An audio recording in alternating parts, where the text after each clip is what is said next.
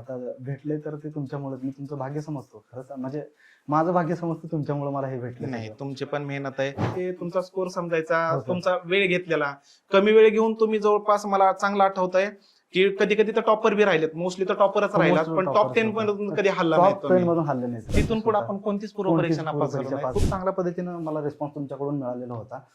फक्त त्या पोरांपर्यंत मी पोहोचलो पाहिजे, कारण आपली जे काही तुमचं मेंटरशिप मी घेतलंय की बाबा खरंच एवढं स्कोर वाढण्याचं कारण काय, तर मला असं वाटतं की तुमचं जे काही तुम्ही दिलेलं डायरेक्शन आहे ते विद्यार्थ्यांपर्यंत पोहोचलं पाहिजे. आपण या प्रोसेसमध्ये आपण अभ्यास करत असताना कुणी आपल्यासोबत नसतं, आणि जे कुणी असतं ते फक्त आपलं मार्गदर्शकच असतो. आपल्या भावाचा भयंकर आपल्यावरती विश्वास पाहिजे आणि आपल्या घरच्यांचा देखील विश्वास पाहिजे. मला सचिन सर कोण आहे हा दाखवून, मला माझं स्वतःचं मत होतं की बाबा सचिन सर पोहोचले पाहिजे. घडवलंय तुम्ही ना सारखे, जर त्यांना सापडले तर प्रत्येकाला भेटत नाही, नशिबाला भेटते. मला लवकर भेटला तुम्ही म्हणून मी बाहेर पडलो. पण तुमचं जे डायरेक्शन होतं ना, तुमच्या माध्यमातून मला यश भेटलं. मी एवढं मात्र छाती ठोकपणे सांगू शकतो. तरी सुद्धा एक्झाम पडतो, एवढं कॉन्फिडन्स असण्याचं कारणच तुम्ही पहिली गोष्ट. म्हणजे खरंच सर खूप महत्वाचं आहे तुमचं रोल माझ्या आयुष्यात. जसं मी तुम्हाला त्या टेक्निक सांगतो बाबा लेक्चर मध्ये, तुमचं टेक्निकल ते फक्त ते डाव इथे सांगायचे ना. तुमचं मेंटरशिप जे आहे ना ते आगळं वेगळं आहे. परिस्थिती किती जरी विकट असली ना सर, परिस्थितीच्या छाताडावरती इतकं भयंकर पाय ठेवून रोवून उभा राहायचं ना, Yes. परत असं वाटलं नाही पाहिजे की यार हे केलं नाही मी माझ्या आयुष्यात.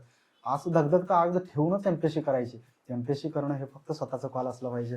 बऱ्याच प्लॅटफॉर्मवरती आज मी दिसतोय खरं आहे, पण मुलाखतीच्या माध्यमातून, टेस्ट सिरीजच्या माध्यमातून मी कुठल्या ना कुठल्या माध्यमातून त्यांच्याशी जोडलोच गेलो होतो. Yes. पण माझं मार्गदर्शक जर कोण असेल तर फक्त सचिन सर आहे. कदाचित मी आज या प्लॅटफॉर्मवरती